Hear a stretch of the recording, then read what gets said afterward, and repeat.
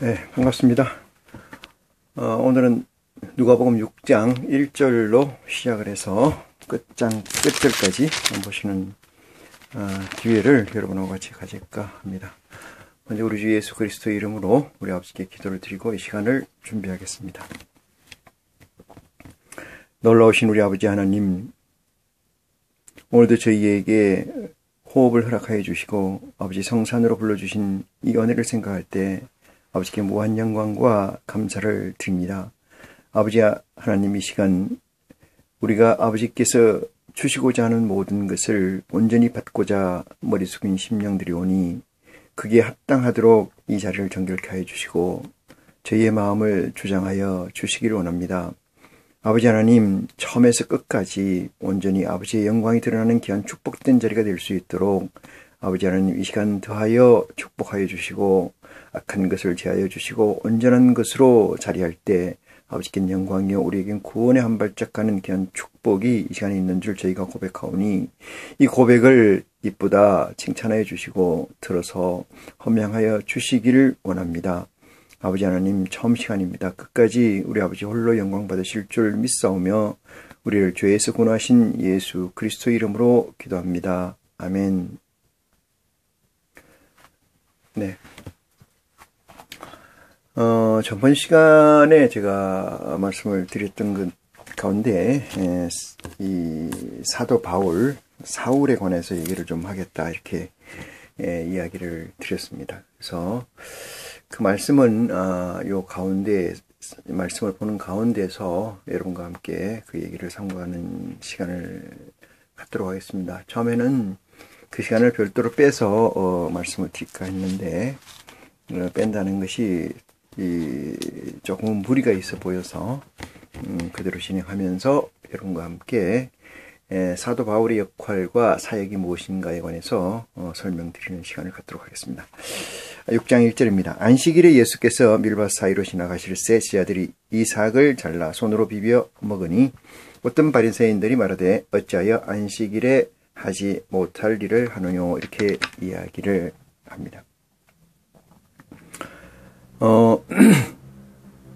지금 시대적 상황이라는 것을 한번 가지고 얘기를 해볼게요. 하나님께서 에덴을 지으시고 가운데 아담을 지어놓고 생명나무와 선악을 알게 하는 나무를 동산 가운데 심었고, 그로 인해서 아버지께서 구하고 바라고 원하는 것을 이루고자 했으나 뱀에게 꼬임을 받은 하와가 아담과 함께 먹지 말라고 명한 선악을 알게 하는 나무를 먹음으로 말미암아 불순종에 해당됐고, 먹고 나서 이 두 존재가 생명나무를 보게 됐고 그 과일을 봄으로 말미암아 그것을 취함으로써 영원한 생명을 아버지의 허락 없이 얻고자 하는 이유의 근거에서 에덴 동산에서 이들을 내어 쫓게 됩니다.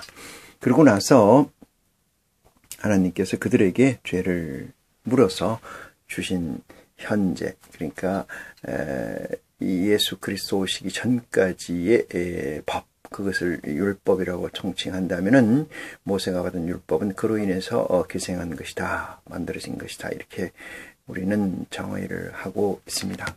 이 정의의 기준에서 구약에서 약속하신 저주라는 것과 죄에 대한 벌과 또 그걸만 지속되는 것이 아니고 마지막 날에 구원자를 너희에게 보내주겠다라는 약속이 구약의 전체의 흐름이라고 맥을 짚고 나면은 예수 그리스도를 기다렸던 사람들이, 그리스도를 메시아를 기다렸던 사람들이 얼마나 간절했던가를 우리는 미루어 짐작할 수가 있습니다. 예수 그리스도를 구한 이유는, 구하고 바라고 원했던 것은, 그 이유는 하나님께 상달되지 않는 기도와 하나님과 원수가 되어서 나뉘어져 있는 이 현실을 안타까이 여겨서 기도를 하고 구하고 두드리고 찾았던 것으로 믿으시는 여러분이 되시기를 축원합니다.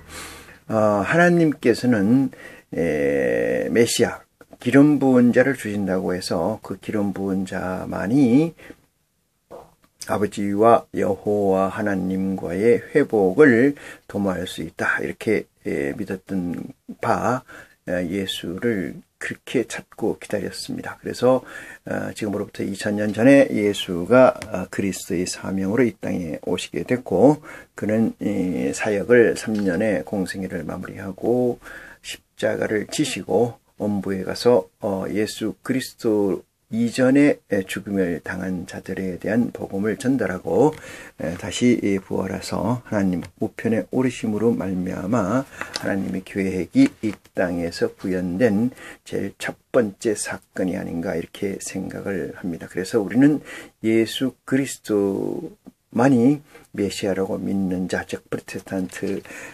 개신교의 교인들이 되어 있습니다. 그래서 예수님께서는 내 이름으로 너희 아버지께 구하면 뭐든지 얻게 된 것이고, 나를 그리스도로 믿는 자에게는 아들의 양자를 얻게 돼서 아들의 영을 받게 되므로 너희가 하나님과 관계에서 아버지와 부자간, 아들 간의 관계를 설정한다. 이렇게 되어 있습니다. 그러면 베드로가 예수 그리스도께 고백한 말씀이 주는 그리스도시요 살아계신 하나님의 아들이시나이다 라고 고백한 이 고백이 반석이 되고, 그로부터 쌓는 믿음이 진정한 하나님의 믿음이다. 그것은 예수 그리스도께서 말씀하신 것처럼 나로 말미암지 않고는 아버지께 간 자가 갈 자가 없다라고 규정한 것처럼, 예수를 그리스도로 시인한다는 것은 이런 것들을 믿고 따르는 것인 줄 우리는 고백합니다.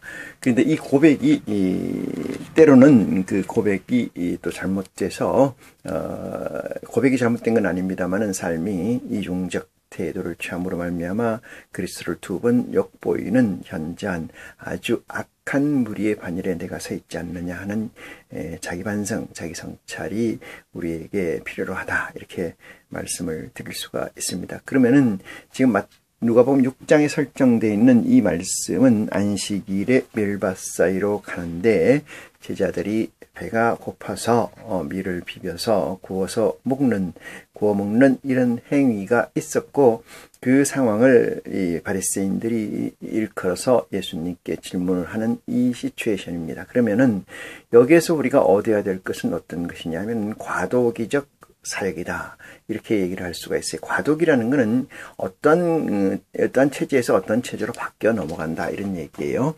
만약에 안식일에 관해서 누가 그리스도가 이 땅에 오시기 전에는 안식일에 관해서 제일 잘 알고 있는 자들이 바리새인들이고 율법사고 서기관들인 줄 믿으시기 바랍니다. 그런데 이들하고 계속해서 그리스도가 3년 공생애 동안 대립되는 이유는 그들의 세상과 저들의 세상과 우리의 세상이 다르기 때문에, 다시 말해서 저들의 법과 그리스도의 법이 다르기 때문에 이런 반문과 문제들이 생기는 것인 줄 믿으시기 바랍니다. 여러분, 예수를 그리스도로 믿는다는 것은 예수를 그리스도로 영접한다는 것은 그리스도의 말씀이 나의 중심에 서 있는 거고, 나의 삶을 가늠하는 현장에 있다는 존재, 그 확신입니다. 그것이 그리스도를 믿는 거지, 그리스도를 입으로만 믿는다고 해서 믿는 것이 아니다, 이렇게 말씀을 드릴 수가 있어요. 그래서 주여 주여 하는 자마다 다 천국에 들어가지 않는다라고 예수님께서는 확정해 놓고 계십니다. 3절 이어서 봅니다.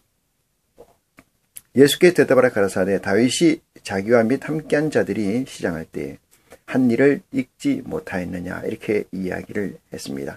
다윗은 하나님의 사자이죠. 하나님이 세우는 사람인데, 다윗이 자기와 함께한 자들이 시장할 때 한 일을 너희가 읽어보지 못하였느냐 반문을 하고요. 그가 하나님의 전에 들어가서 다만 제사장 외에는 먹지 못하는 진설병을 집어먹고 함께한 자들에게도 주지 아니하였느냐, 이렇게 얘기를 하고, 또 가라사대 인자는 안식일의 주인이라 하시더라, 이렇게 얘기했습니다.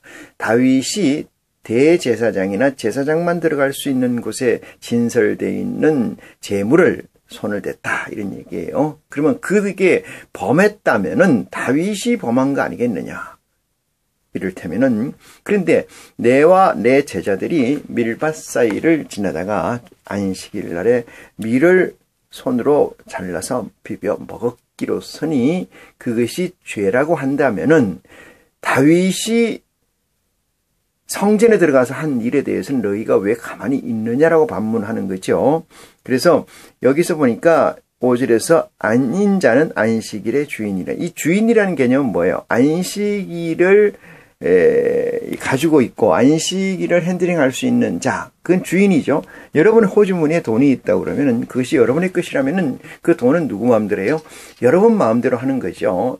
이웃집에 김집사, 박집사, 이목사, 전목사가 하는 게 아니고 여러분의 마음대로 하는 게 여러분의 호주머니에 있는 돈인 줄 믿으시기 바랍니다. 그렇다면은 여기서 설정하는 것은 안식일의 주인이라는 것은 누가? 인자, 예수 그리스도께서 안식일의 주인이라고 하는 것은 안식일이라는 것은 모세에게 준 모든 율법은 그리스도 호주머니에 있는 돈과 마찬가지다 이 말이죠. 돈과 마찬가지다. 여러분 모세의 율법이 예수 그리스도의 법 위에 있다고 그러면은 예수 그리스도는 반역이죠. 반역. 예수 그리스도의 법은 누가 주신 거예요? 우리 아버지 하나님께서 예수 그리스도께 주신 거고 모세의 법은 누가 준 거예요? 여호와 하나님이 모세에게 준 거예요. 그러면은 여기서 예수 그리스도와 하나님과의 관계 설정이 아들, 맏아들이라는 설정이에요. 맏아들이라는 설정. 그래서 그가 이 땅에 온 것은 그 전에 있던 것은 패한다는 역사적 명분이 분명합니다. 왜 그러냐 하면은 예수 그리스도가 이 땅에 오실 때는 그 전에 있는 것은 의미가 없는 그가 되기 때문에 그렇습니다. 예수 그리스도 외에 우리 아버지 하나님과의 사이에 뭐가 있습니까? 아무도 없어요. 모세가 있습니까? 아브라함이 있습니까? 야곱이 있습니까? 그 사이에는 누가 있어요? 없어요. 누구밖에? 하나님과 예수 그리스도 사이밖에 없는 거예요. 그러면은 그 사이에 있었던 게 모세의 율법이라고 한다면은 모세의 율법의 효력은 그리스도가 여러분들이 믿고 바라고 구하는 대로 오셨다면은 기름 부은 자가 오셨다면은 그 사이에 존재했던 율법은 의미가 없는 거예요. 지금 이것과 예수 그리스도 오시기 전에 있는 이 법과 예수 그리스도가 충돌하고 있는 사실이 오늘 바리새인이 묻는 겁니다. 입으로는 그리스도라고 하면서 바리새인들의 율법, 바리새인들의 주장, 모세가 받은 율법을 지금도 주장하고 그 주장대로 살고자 하는 자들이 있다라면은 그것은 결단코 어두운 데 내어 쫓겨서 이를 갈미 있는 족속이 아닌가 이렇게 생각해 봅니다. 그래서 예수 그리스도는 안식일의 주인이라. 모든 것이 아버지의 것이었지만은 아버지께서 고난을 누구한테 줬어요? 예수 그리스도한테 주신 거죠. 만민을 다스리는 권세를 내게 주사. 그걸 믿으십니까? 믿는다면 어떻게 바리새인처럼 이딴 질문에 현혹되고 이딴 질문에 인생을 낭비하는지 도저히 믿을 수가 없다. 이렇게 말씀을 드릴 수가 있습니다. 안식일의 주인, 모세의 율법, 모세가 받은 율법의 모든 것들도 예수님 호주머니에 있는 거예요. 예수님은 그래서 이렇게 얘기합니다. 율법과 선지자의 강령은 세례 요한 때까지라고 규정을 합니다. 내가 율법을 폐하러 온다고 생각했느냐? 폐하러 온 것이 아니고 온전케 하러 왔느니라 이랬어요. 완성이라는 거예요. 완성. 폐한다는 것과 완성이라는 건 차이가 있죠. 그렇지만은 ing 되고 있던 모든 프로세싱이 중지된다는 사실이죠. 그건 같습니다. 진행되고 있던 모든 것이 중지된다. 완성돼서 중지되든 폐해서 중지되든 중지된다는 것은 교집합이죠. 공통분모입니다. 구약에 나와 있는 모든 말씀들이 증거는 되지만은 여러분의 구원은 가까이 갈 수 없다는 사실을 이 시간 깨우침 받는 여러분이 되시기를 축원합니다. 6절입니다. 또 다른 안식일에 예수께서 회당에 들어가사 가르치실새 거기 오른손 마른 사람이 있는지라 서기관과 바리새인들이 예수를 송사할 빙글을 찾으려 하여 안식일에 병 고치는 가 엿보니 예수께서 저희 생각을 아시고 손 마른 사람에게 이르시되 일어나 한가운데 서라 하시니 저가 일어나 서거늘 예수께서 저에게 이르시되 내가 너희에게 묻노니 안식일에 선을 행하는 것과 악을 행하는 것 생명을 구하는 것과 멸하는 것 어느 것이 옳으냐 하시며 이랬습니다. 10절 무리를 돌아보시고 그 사람에게 이르시되 네 손을 내밀라 하시니 그가 그리하매 그 손이 회복되는지라 이랬습니다.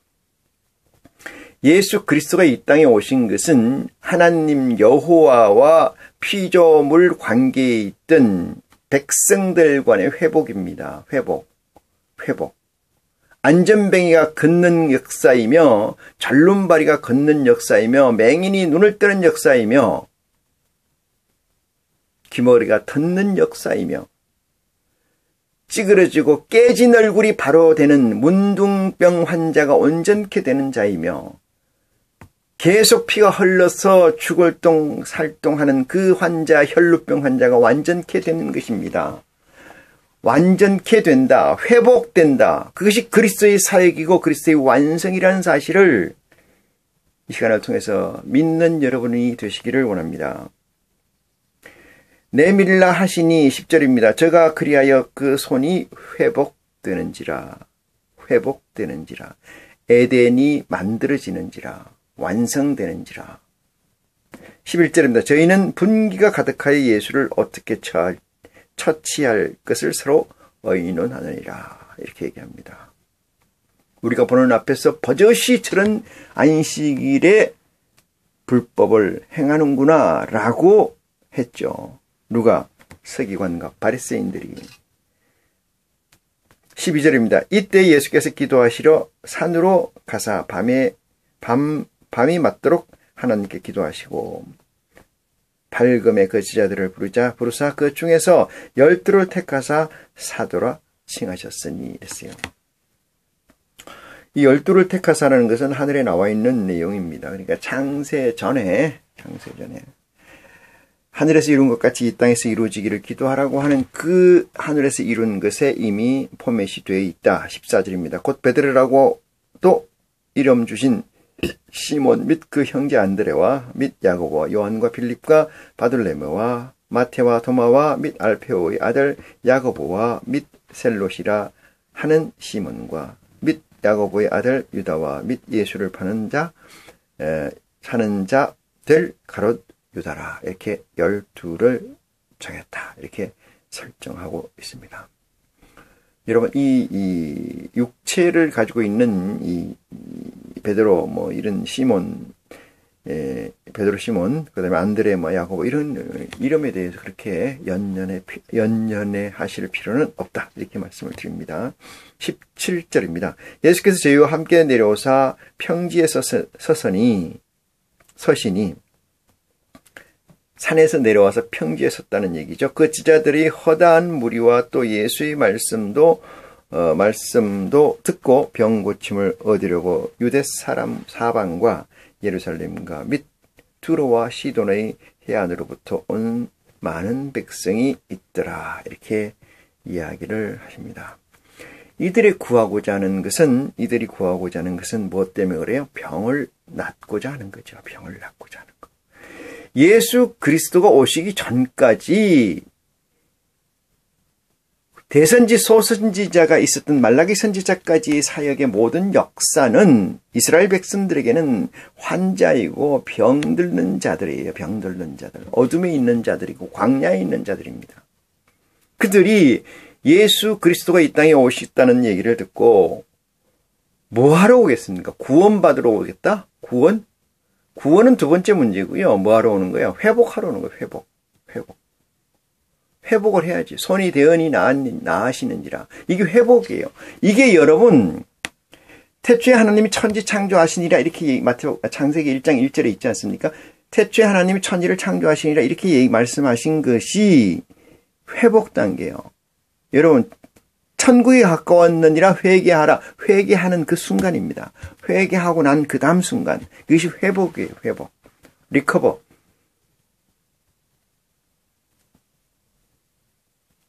늘 얘기를 합니다만은 아카데미를 제가 하고 있을 때 말하는 얘기처럼 사람이라고 하면은 사람의 그 정상적인 사람의 그릇, 그것을 만드는 것이 제일 중요해요. 그러고 난 다음에 거기다가 뭐를 심어야 되잖아요.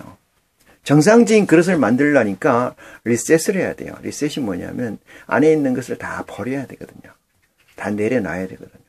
다 버려놓고 다 비워놓고 보니까 그 그릇은 뭐예요? 몸뚱아니 아니니까 이 육체 아니에요, 육체. 이 그릇에 흠이 있는 데가 많아요.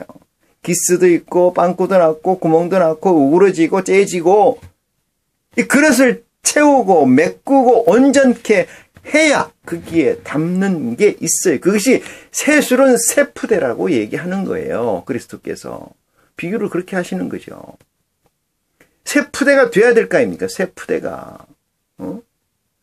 모세의 율법으로 지금까지 살아왔다라면은 그 모세의 율법이 어떤 법이 온전한 법이 아니잖아요. 온전한 법이 아닌 것을 주신 거예요. 그러면 우리가 온전치 않다는 것을 믿으시는 여러분이 되시기 바랍니다.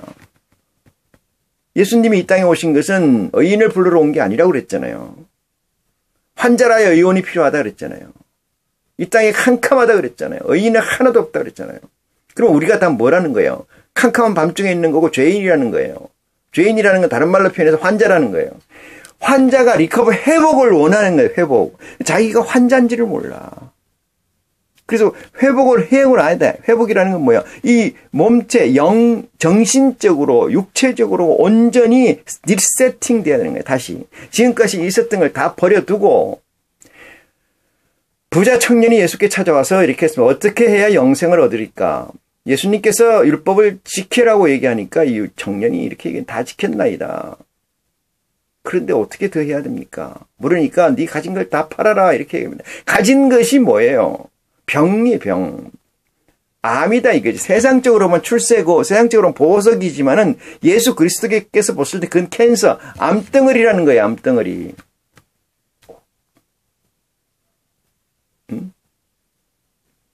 그것을 다 팔아서 가난한 자에게 주고 내게로 와라. 이 젊은 청년이 오지 않았어요. 왜 오지 않았습니까? 내가 그럴 이유가 없어. 내가 왜 그래? 나는 낚을 생각이 없어. 나는 병든 자가 아니라고. 당신이야말로 이상한 사람이야. 내가 지금까지 어떻게 벌고 어떻게 싸운 건데 내 인생의 전부인데 그걸 어떻게 다 버리고 당신을 쫓으란 말이야. 당신이 뭘로 책임진다는 거야? 이 얘기가, 이 질문이 숨겨져 있는 얘기가 아니겠습니까? 회복해야 됩니다. 회복. 그리스도를 만난다는 것은, 예수를 그리스도로 시인한다는 것은, 예수를 하나님의 아들이, 살아계신 하나님의 아들이 그리스도라고 시인하는 고백은 회복입니다. 회복. 원상태로 회복. 지금까지 어떻게 살아왔던 간에 원상태로 회복. 그러기 위해서 이 많은 무리들이 예수님께 오신 거지요. 달리 왔겠습니까? 회복하려고. 자, 본문 말씀 봅니다. 18절입니다. 더러운 귀신에게 고난받는 자들도 고침을 얻은지라 이랬어요. 더러운 귀신. 귀신이 깨끗한 귀신이 있고 더러운 귀신이 있나 봐요. 근데 여기는 더러운 귀신이라고 이야기했습니다. 자기 스스로만 더러워지는 게 아니고 남까지 더럽게 하는 것을 더러운 귀신이라고 하죠. 온 무리가 예수를 만지려고 힘쓰니 이는 능력이 예수께로 나서 모든 사람을 낫게 함이러라. 이렇게 이야기를 합니다. 능력이 예수께로 나서 이렇게 만지려고 하더라. 많은 사람들이 이렇게 얘기하니까 예수님이 옷자락만 만져도 된다 이러니까 박태선 씨입니까? 장로 천부교인가 거기에는 박태선 씨가 콧물 푸른 거, 코 푸른 거 가지고 태워서 먹으면은 온갖 만병통치의 직효라고 얘기하는 이런 사이비를 믿습니까? 예수님에서 능력이 난다는 건 뭐예요? 말씀이에요, 말씀. 여러분, 말씀. 제발 좀.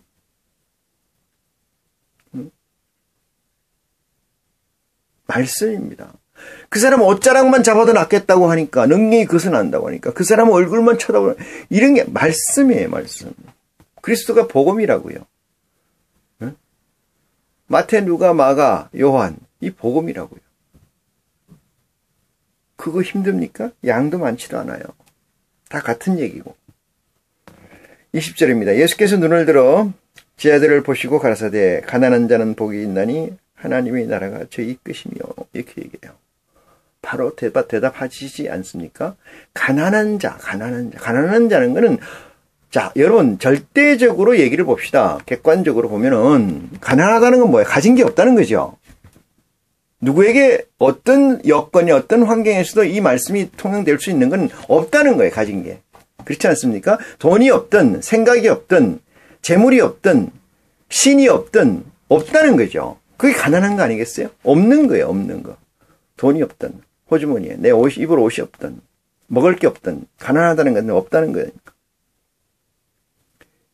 그런데 하나님께서 예수 그리스도를 통해서 우리에게 주신 이 복음의 첫 번째 심령이 가난한 자는 복이 있나니 하는 것은 자기 마음에 바라고 원하는 가치가 하나밖에 없어야 된다는 거예요. 하나밖에. 여기서는 가난한 자라고 했습니다만 마태복음 5장에 보면 심령이 가난한 자 전제가 되어 있어요. 조건이 붙어 있습니다. 심령이 가난한 자. 포괄적 설명을 하면 가난한 자라고 얘기해도 다른 바는 없죠. 왜? 가난한 자는 구하는 마음이 큽니다. 구하는 마음이 간절합니다. 구하는 마음이 애통해해요. 절절하다는 거죠. 진실되다는 거죠. 예수님이 늘 말씀하시는 것처럼 진실로 내가 너희에게 이런 말씀을 하잖아요. 복이 있나니 하나님이 나라가 저희 것이다. 이렇게 얘기합니다. 그들의 것이다. 궁극적 가난을 여기서는 얘기합니다만은 마태복음 5장 1절에서는 심령이 가난하다. 이렇게 정리를 합니다. 21절입니다. 이제 줄인 자는 복이 있나니 너희가 배부름을 얻을 것이며 이렇게 얘기하니까 그리스도를 믿으면은 이 세상에서 풍요를 겪는다. 굶었던 자가 굶지 않고 집이 없던 자가 집을 사며 걸어다녔던 자가 차를 타고 다니고 스팸 같은 음식을 정크식품만 먹던 사람이 호텔 음식을 먹게 되고 이것이 하나님의 역사다. 여기 써있지 않느냐. 이건 완전히 사기입니다. 사기. 거짓말이라는 거죠. 사기라는 것은 사실이 아닌데 사실인 것처럼 꼬집겨서 편취하는 거잖아요. 자기 이득을 취하는 거 아니겠어요. 그러니까 줄인 자는 복이 있나니 이렇게 얘기하면 배고픈 자는 줄인 자 위에 얘기하고 같은 얘기죠. 가난하다는 거예요. 복이 있나니 너희가 배부름을 얻을 것이며 이제 우는 자는 복이 있나니 너희가 웃을 것이요. 인자를 위하여 사람이 너희를 미워하며 멀리하고 욕하고 너희 이름을 악하다 하여 버릴 때는 너희에게 복이 있도다. 물질에 관계된 얘기가 아니라는 사실을 여러분 명심해 주시기 바랍니다. 그리스도를 믿고 복받았다 이 얘기는 거기에 생명이 넘친다 이 뜻이지요. 그리스도를 믿고 복받았다, 부자 됐다, 세상적으로 잘 산다 이게 아닙니다. 여러분 하나님이 축복해 주셔서 교회가 번창하고 크다 이건 다 거짓부릉입니다. 거짓부릉. 버선 짝 같으면 뒤집어 보여줄 수도 있는데 어떻게 그렇다면 하나님의 법과 세상 법이 뭐가 차이가 있어요? 세상의 이치에서 가르치는 세상의 코칭 이 아카데미 이런 데서 가르치는 얘기하고 그리스도의 건 뭔 차이 있어요? 똑같잖아요. 불교에서 가르치나 다른 종교에서 가르치는 거하고 뭔 차이가 있어요? 왜 하나님과 그리스도를 욕되게 하는 일에 편성해서 있느냐? 그것이 죄인지 모르고 그것이 중풍병자가 아니고 그것이 환자가 아니겠느냐? 이 말씀을 증거해 드립니다. 23절입니다. 그날에 기뻐하고 뛰놀라 하늘에서 너희 상이 큼이라 이렇게 했잖아요. 기뻐하고 뛰어놀 때는 잔치를 베풀 때는 그날이라는 거예요. 그날 심판의 날. 심판의 날 우리에게 뭐가 있습니까? 구원이 있는 거 아니겠습니까? 너희 상이 큼이라 저희 조상들이 선지자들에게 이와 같이 하였느니라. 그러나 화 있을진저 너희 부유한 자여 이랬어요. 너희 부유한 자여 부자들이여 이 뜻입니다. 부자들. 아까 가난한 자는 없다는 걸 얘기했다라면은 이 부유한 자는 많다는 거죠. 뭐가 많은가? 세상 재물이 많고 생각이 많고 자식도 많고 돈도 많고 많다는 거죠. 많아. 부유한 자는 뭐예요? 화 있을진저 너희 이제 배부른 자여 너희는 주리리로다 배고픈다 이거죠. 화 있을진저 너희 이제 웃는 자여 너희 애통에 울리라 이렇게 얘기합니다. 후회한다 이 뜻 아니겠습니까? 후회한다. 여러분 하나님 믿고 이 세상에서 출세했다. 이거는 하나님이 아닙니다. 가짜 하나님이에요. 가짜 하나님. 하나님은 그리하시지 않습니다.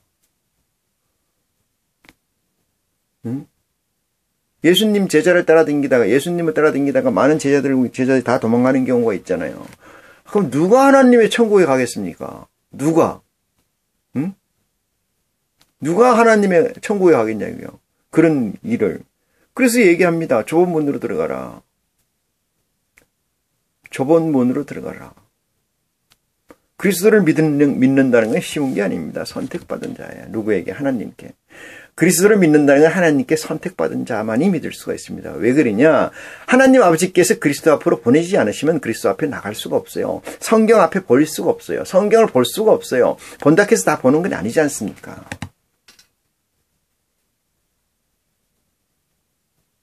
선택받은 자입니다. 하나님은 양으로 하십니까? 아닙니다. 진로 하십니다. 우리가 흔히 이렇게 얘기해요. 이 세상에 가득 담긴 쓰레기 하나와 쓰레기와 하나의 진주를 구한다면 어느 게 좋겠습니까? 진주가 좋겠죠. 양으로 구하는 건 아닙니다. 이 세상은 양으로 존재해 있습니다. 양으로. 하나님께서는 영으로 존재하시는 것처럼 순전성으로 존재합니다. 순전성.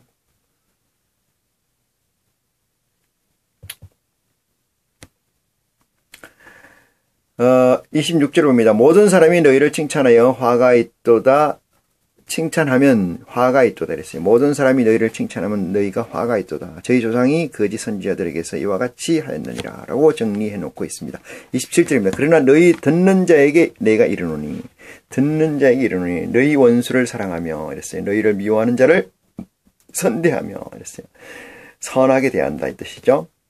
원수라는 건 너희 원수라고 생각해 보세요. 여기서 너희라고 규정해 되어 있는 것은 하나님의 아들들이에요. 하나님의 아들들이에요. 너희라고 되어 있는 것은 자연인 너희가 아니고요. 자연인 너희가 아닙니다. 자연인 너희의 원수는 뭐예요? 내 보석을 뺏어가는 자고 내 목숨을 뺏어가려고 하는 자고 내 가치를 뺏어가려는 자 아니겠어요? 내 가치는 세상의 가치는 뭡니까? 금은 보화 아니겠어요? 이 세상적 가치가. 그것을 빼앗아 가려는 자, 그것을 훔쳐가려고 하는 자, 그것을 얻으려고 하는데 방해하는 자, 그게 원수 아니겠습니까? 이 세상에서 관계십이라는 게 뭐예요? 부모님, 육신이 부모님, 형제, 자매 이런 거 아니겠습니까? 하나님은 여기와 관계없어요. 하나님께서 이런 모든 것을 예수 그리스도를 통해서 리세팅합니다. 다시 세팅하는 거예요. 그것이 예수 그리스도의 세계입니다. 디멘션. 월드라는 거죠. 예수 그리스도의 세계. 예수 그리스도의 세계와 이 세 세계를 섞어서 혼돈하는 사람이 많습니다. 혼돈하는 사람이 너무 많아요. 28절입니다. 너희를 저주하는 자를 위하여 축복하며 그랬어요. 너희를 저주하는 자를 위하여 축복하며 너희를 모욕하는 자를 위하여 기도하라. 왜? 저들은 모르는 자니까. 여러분, 우리에게 원수된 자는 하나님과 어떤 관계의 설정일까요? 우리에게 원수된 자는 하나님께 원수된 자일까요? 라고 생각을 해보시는 지혜가 여러분에게 있기를 축원합니다. 정말 그럴까요? 29절입니다. 네 입밤을 치는 자에게 젖밤도 돌려대며 네 겉옷을 빼앗는 자에게 속옷도 금하지 말라. 물은 너에게 구하는 자에게 주며 네 것을 가져가는 자에게 다시 달라지 말며. 여기서 얘기하는 모든 것들은 세상 끝에 관한 것들이에요.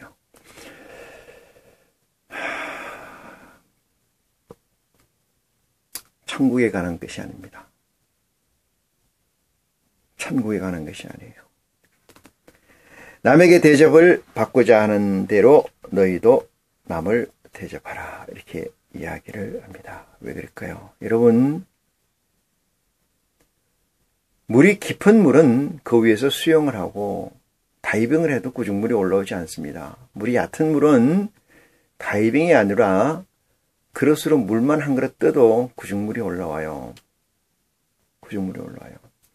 우리의 생각은 깊고 하나님의 뜻은 깊고 무지막지하게 깊어서 어떠한 존재가 거기에서 논다 할지라도 구중물이 올라오지 않습니다. 그것이 전도인 줄 믿으시기 바랍니다.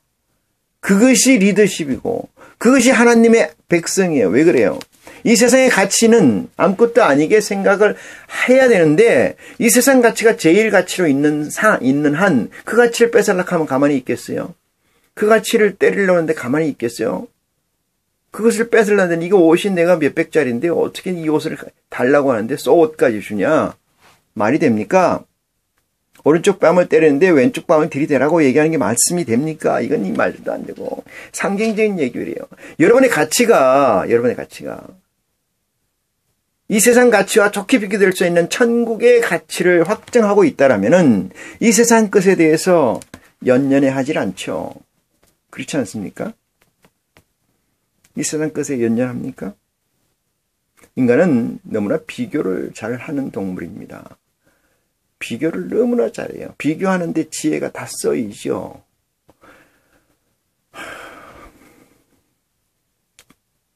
이 세상의 가치가 최고의 가치는 무엇이 최고의 가치겠어요? 생명에 관한 것입니다. 생명에 관한 것. 생명에 관한 것이 최고의 가치예요. 그 생명의 주관자가 우리 아버지 하나님이시라는 사실에서 우리는 복받은 줄 믿으시기 바랍니다.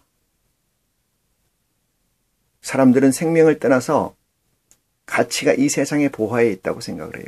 나는 존재하는 이유가 이 세상의 보화를 많이 모으기 위해서, 보다 더 많이 모으기 위해서 이 세상의 보화를 그 많이 모아서 어떻게 하겠다는 거예요?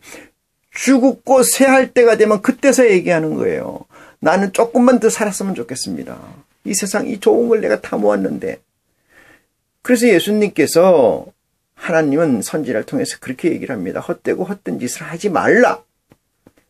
이 세상에 제일 중요한 가치는 너의 생명이고 너의 목숨이라는 사실을 명심하라. 명심하라. 그보다 더 중요한 거 한 가지 얘기한다면 너희 목숨보다 더 중요한 건 너희 영혼의 구원이다. 이 얘기입니다. 영혼의 구원. 그래서 이렇게 얘기해요. 목숨을 죽이는 자를 두려워하지 말고 네 영혼을 멸하는 자로 들어라. 목숨과 영혼을 멸하시는 분은 오직 한 분. 그분은 우리 주 예수 그리스도의 아버지, 우리의 아버지 하나님이신 줄 믿으시기 바랍니다. 그렇다면은 세상 끝에서 자유로운 자가 되고 세상 끝에서 자유로운 자가 되어 이 세상을 이긴 자가 되는 줄 믿으시기 바랍니다. 이긴 자. 어릴 때 행위를 버리는 것은 장성한 자에게 되겠을 때 그래요. 어릴 때 행위를 버리는 것은. 여러분 횡단보도를 건너갈 때 어릴 때는 손을 들고 건너가라고 배우죠. 어른 돼서도 손 들고 건너가는 사람은 없습니다. 어릴 때 행위를 버리는 것은 손 들고 걸어가야 되는 이유가 무엇인지 정확히 꿰뚫고 있기 때문에 그래요. 어릴 때는 그것을 모릅니다. 그냥 손 들고 건너가라니까 건너가는 거고. 어른이 돼서는 손을 내리는 이유는 왜 손을 들고 걸어가야 된다는 사실을 명쾌하게 꿰뚫고 알기 때문에 그래요. 이 세상의 보화가 가치가 없고 이 세상의 가치가 아니라는 것을 증거하는 예수 그리스도의 복음을 제대로 꿰뚫는 자는 반석 위에 집을 지으신 여러분이신 줄 믿으시기 바랍니다.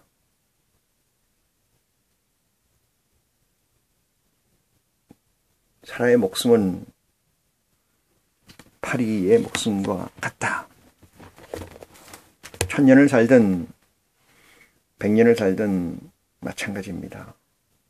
아버지 앞에서는 그것이 하루살이의 비교가 되죠. 영원한 생명, 영원한 복락, 영원한 권세, 영원한 영광을 가질 수 있는 기회가 있다라면은 여러분 그것을 잡는 지혜가 여러분에게 있기를 축원합니다.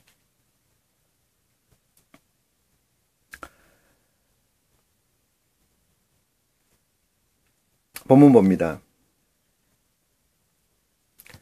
32절입니다. 너희가 만일 너희를 사랑하는 자를 사랑하면은 칭찬받는 것이 무엇이뇨? 죄인들도 사랑하는 자를 사랑하느니라.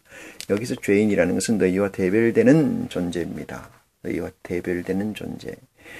너희가 사랑하는 사람을 사랑하면, 여기서 너희가라는 것은 너희 주체적 존재에서 봤을 때 사랑하는 존재. 즉 우리라는 개념이 떠나서 있을 때 사랑하는 존재를 사랑하면 뭐하냐. 그것은 의인들도 그렇게 한다. 죄인들도 그렇게 한다 이 뜻이죠. 그렇지 않습니까? 고슴도치도 지 새끼를 이뻐한다. 그건 의미가 없다. 그런 확장성. 우리라는 개념이 해분이라는 하늘의 우리라는 월드의 세계로 우리가 들어가 줘야 돼요. 그래야만 이 세상 것은 어떻게 돼요? 아주 작은 세상이 됩니다. 작은 세상. 그래서 예수님은 이렇게 말씀하고 계십니다.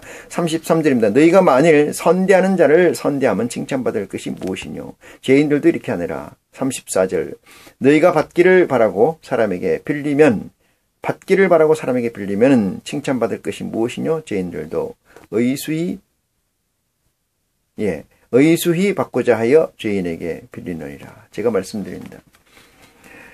빌리는 거나 꼬아주는 거나 이런 것들은 그게 행위로서 끝나야 됩니다. 이 세상에 사는 사람들은 지혜가 그렇게 있지를 않아서 제가 말씀드리면은 돈을 꼬아줄 때는 그냥 주는 걸로 생각하고 주셔야 된다. 그 얘기입니다. 그걸 받을 걸로 생각하면 안 돼요. 두 가지 얘기를 합니다. 돈을 꼬아줄 때 기분이 좋습니까? 싫습니까?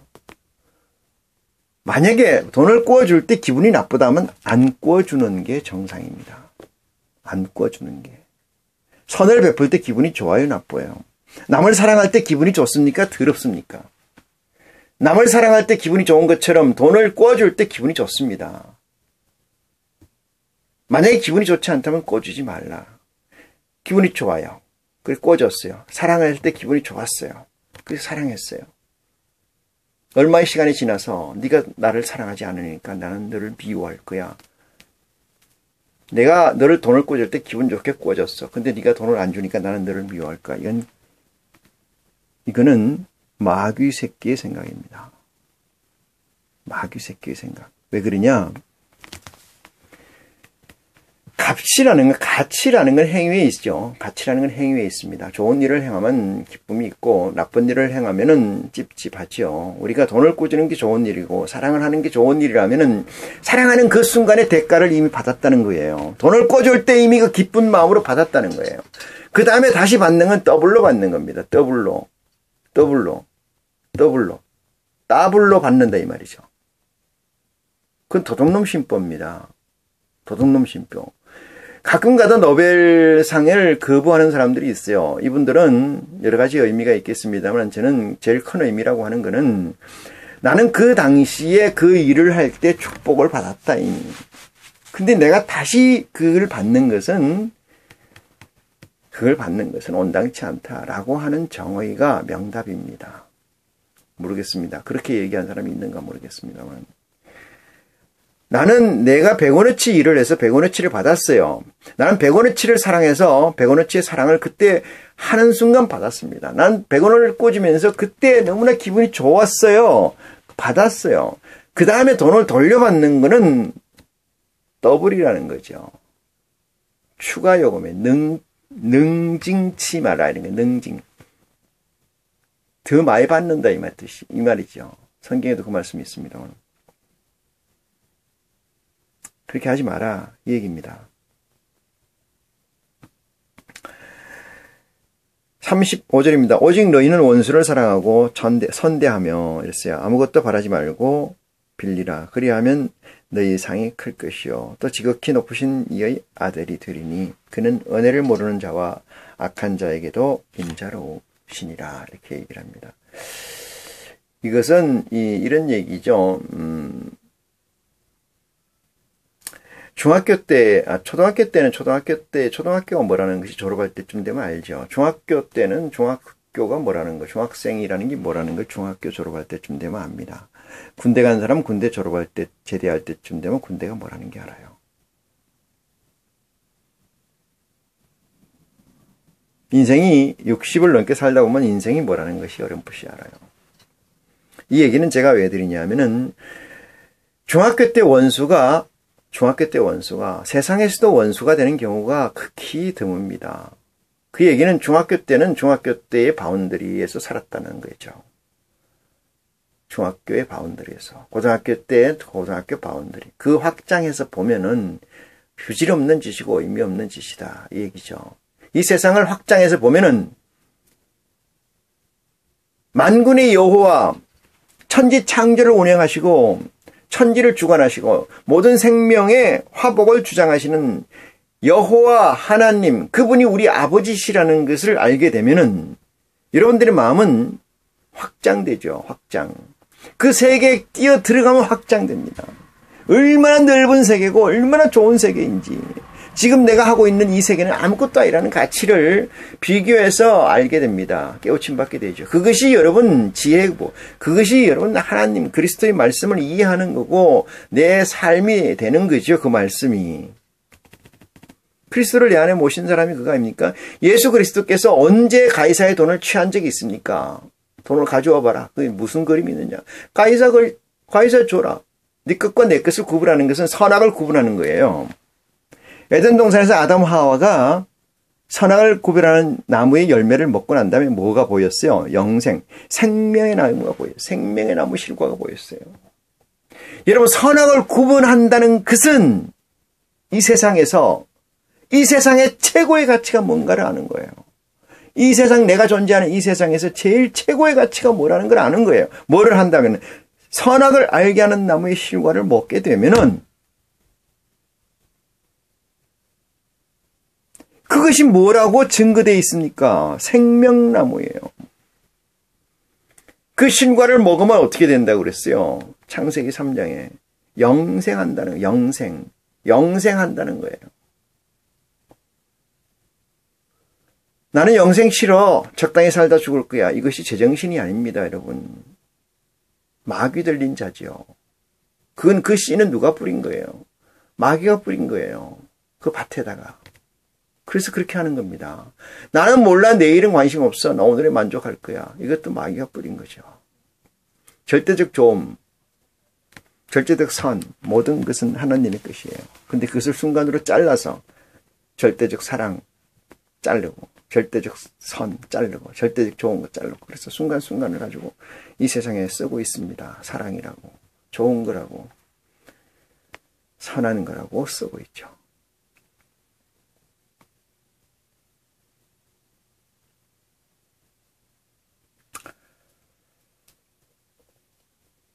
(36절입니다) 너희 아버지의 자비하심 같이 너희도 자비하라. 이 자비는 그릇입니다. 그릇.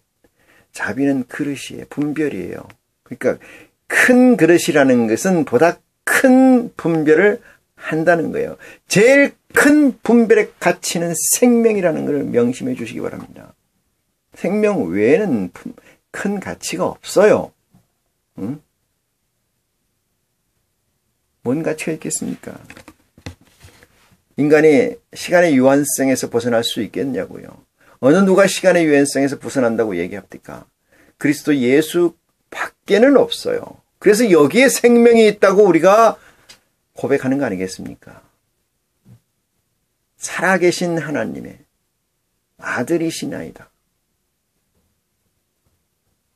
이것이 여러분의 삶의 바닥이 되어야 되고, 여러분의 삶의 기초가 되어야 되고, 여러분의 삶의 주춧돌이 되어야 되고, 여러분의 삶의 키가 되어야 되는데, 말로는 그렇게 하면서 세상의 가치를 키로 두고, 세상의 가치를 여러분의 마운트 기본으로 두고, 키로 두고, 바위돌로 두고, 머릿돌로 두고 사는 사람이 얼마나 많은지 애통한 마음을 금할 수 없습니다. 37절입니다. 비판치 말라 그리하면 너희가 비판을 받지 않을 것이요 정죄치 말라 그리하면 너희가 정죄받을지 않을 것이요 용서하라 그리하면 너희가 용서받을 것이요. 이 모든 말씀은 대단히 깊은 말씀인데 이 시간에 다 설명하기는 어려워서 넘어갑니다. 주라 그리하면 너희에게 줄 것이요 곧 후회되어 누르고 흔들어 넘치도록 하여 너희에게 안겨주리라. 너희의 헤아리는 그 헤아림으로 너희도 헤아림을 다시 받을 것이니라. 39절입니다. 또 비유로 말씀하시되 소경이 소경을 인도할 수 있느냐? 둘 다 구덩이에 빠지지 않겠느냐? 이렇게. 소경이 소경을 인도할 수 있겠느냐? 이렇게 묻지 않습니까? 이 말씀이 대단히 중요한 말씀이에요. 여러분이나 저나 선악을 구분하지 못한다는 것은 소경이에요. 소경이라는 것은 햇빛이 있으나 없으나 소경이에요. 맞습니까? 안 맞습니까? 소경은 햇볕이 있으나 낮이나 밤이나 소경이란 말씀이죠. 다시 말해서 예수님이 이 땅에 오실 때는 캄캄한 어둠이었었어요. 예수님이 그럽니다. 아직 빛이 있을 때 너희가 빛을 가지라, 구하라. 그 얘기 아닙니까? 빛이라는 것은 오름을 얘기합니다. 오름. 오른 것은 생명이고 생명의 주관자 그 아들 되신 예수가 여러분의 마음에 있으면 여러분은 항상 빛이 돼서 어느 길을 가든지 실족치 않죠. 그래 여러분의 마음에 그리스도가 안에 없다면은 여러분의 안에 빛이 없는 거로 어디 가도 빠집니다. 유혹과 미혹에서 벗어날 수가 없다. 그래서 소경이 소경을 인도할 수 있느냐 이 얘기는 이 세상 사람이 이 세상 사람을 인도할 수 있느냐 이 말이에요. 이 세상 사람이 이 세상 사람을 인도할 수 있느냐 이 말이죠. 이 세상 사람은 이 세상 사람이 인도 못해요. 그건 누가 인도해야 돼요? 진리의 성령이 인도해야 되는 줄 믿으시기 바랍니다. 진리의 성령이 여러분에게 임재하는 축복이 이 시간을 통해서 여러분에게 있기를 축원합니다. 제자가 그 선생보다 높지 못하나 무릇 온전케 된 자는 그 선생과 같으리라 이렇게 얘기를 합니다. 선생은 그리스도를 얘기하고요. 온전케 된 자는 그 선생과 같으다 이렇게 얘기했어요. 세상에서는 청출어람이라 해서 선생보다 나을 경우가 많이 있습니다. 같거나. 근데 하늘의 법에서는 그렇지 않습니다. 그래서 선생은 예수 그리스도를 칭한다. 이 말씀을 명제를 두면은 명심을 하시면은 가치가 깨우침 넣는 축복이 있을 줄 믿습니다. 어찌하여 형제의 눈 속에 있는 티는 보고 네 눈 속에 있는 들보는 깨닫지 못하느냐 이렇게 하는 것도 그 초등학교 시절이나 중학교 시절에 그 위에 상급자가 됐을 때는 깨닫는 거죠. 가치의 확장성을 가져야 됩니다. 42절 너는 네 눈 속에 있는 들보는 보지 못하면서 어찌하여 형제에게 말하기를 형제여 나로 네 눈 속에 있는 티를 빼게 하라 할 수 있느냐. 외식하는 자여 먼저 네 눈 속에 들보를 빼어내라. 그 후에야 네가 밝히 보고 형제의 눈 속에 있는 티를 빼리라. 이 뺄 수 있는 도구는 그리스도밖에 없습니다. 바이블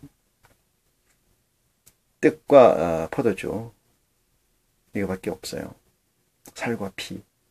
피는 포도주는 성령이고 그 성령은 진리의 성령인 줄 믿으시기 바랍니다. 43절 못된 열매 맺는 좋은 나무가 없고 또 좋은 열매 맺는 못된 나무가 없느니라. 이 말씀에 감춰져 있는 것은 유혹과 미혹된 상태에서 보게 되면은 나무는 좋다고 하고 열매는 좋다고 할 수가 있습니다. 나무가 좋아서 샀는데 열매를 맺는 거 보니까 못된 열매를 맺었다. 이렇게 하잖아요. 그런 나무는 없다는 거 아니겠습니까? 열매가 좋아서 그 나무를 샀는데 심어가 쓰고 다시 열매를 맺는 거 보니까 그 열매가 못됐더라. 이런 나무는 없다는 거예요. 그럼 뭐예요? 거기서 미지수 X가 뭐예요? 미혹과 유혹되어 있다는 본질에서 벗어났다는 선악을 구분 못했다는 내게 있는 잘못이 있다는 거죠. 그런 나무는 아예 없는 거라는 거예요. 그런 소리 하지 마라 이 말이에요. 내가 저 사람한테 쏘갔어. 그런 소리 하지 말라는 거죠. 응? 근데 예수님 뭐라 그래요? 옳다, 아니다 이것만 얘기하라 그랬잖아요. 그럼 그 사이에서 이것을 성립하려면 뭐가 필요해요? 선악을 구분하는 지혜가 여러분에게 있어야 되는 줄 믿으시기 바랍니다. 그것이 없이는 그게 안 돼요. 못된 열매 맺는 좋은 나무가 없고 좋은 열매 맺는 못된 나무가 없느니라 이랬어요. 나무는 각각 그 열매로 아나니 가시나무에서 무화과를 또는 찔레에서 포도를 따지 못하느니라. 선한 사람은 마음의 쌓은 선에서 선을 내고 이랬어요. 선한 사람은 마음에 쌓은 선에서 선을 내고, 마음에 쌓는다는 것은 뭐예요? 깨우침에서요. 마음에 쌓는다는 거, 깨우침에서, 누적된 대비에서, 깨우침에서.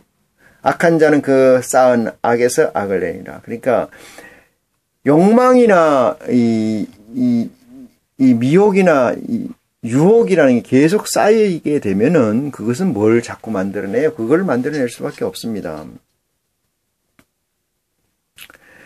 46절입니다. 너희는 나를 불러 주여 주여 하면서도 어찌하여 나의 말하는 것을 행치 아니하느냐, 이렇게 얘기합니다. 주여 주여 하면서 행치 아니하느냐. 주여 주여 하면서 행치 아니하느냐. 내가 나와 내 말을 듣고 행하는 자마다 누구와 같은 것을 너희에게 보이리라 했어요. 집을 짓되 깊이 파고 주초를 반석 위에 놓은 사람과 같으니 큰 물이 나서 탕류가 그 집에 부딪히되 잘 지은 연고로 능히 요동케 못하였거니와 듣고 행치 않는 자는 주초 없이 흙 위에 지은 집 지은 사람과 같으니 탕류가 부딪힘에 집이 곧 무너져 파괴됨이 심하니라 하시니라. 이랬습니다. 제가 얘기했습니다. 그릇이라는 건 뭘 담는 거지요. 뭘 담는 거. 근데 우리가 담아야 될 것은 하나님의 말씀입니다. 하나님의 말씀은 세상 것 가치 중에서도 비중이 엄청나게 높아서 그릇을 리세팅하지 않고는, 그릇을 고치지 않고선, 그릇을 수리하지 않고선, 또는 그 그릇에 담겨있는 모든 것을 비워내지 않고는 하나님의 말씀을 담는 방법이 없어요. 방법이 없어. 그 방법의 시작이 메시지가 뭐냐? 주는 그리스도시요 살아계신 하나님의 아들이라는 그 노하우, 그 메시지가 나의 모든 그릇을 온전케 해야 된다는 확신을 가지는 자만이 하나님의 아들이 될 수 있는 축복을 누릴 수 있다. 이 말씀을 드릴 수가 있어요. 그래야만 탕류가 나고 폭우가 내 몸을 덮친다 하더라도, 온갖 유혹과 미혹이 나를 때린다 할지라도 반석 위에 지은 연고로 흔들리거나 훼손됨이 없다. 그래서 하나님의 아들로서 구원받는 축복이 있게 된다. 라고 그리스도께서는 우리에게 적시하고 계십니다. 이 말씀이 살이 되고 이 말씀이 생명이 되는 사람이 있는가 하면 이 말씀이 거슬려서 실족되는 사람이 있을 줄 믿습니다. 어떻게 그런 사람이 없겠는지요. 구원의 대상자는 지극히 적은지라. 하나님께서 특별히 선택된 사람만 예수 그리스도께 보내는 영광을 얻는 줄 믿으시는 여러분이 되시기를 축원합니다. 이 시간 말씀을 마치겠습니다.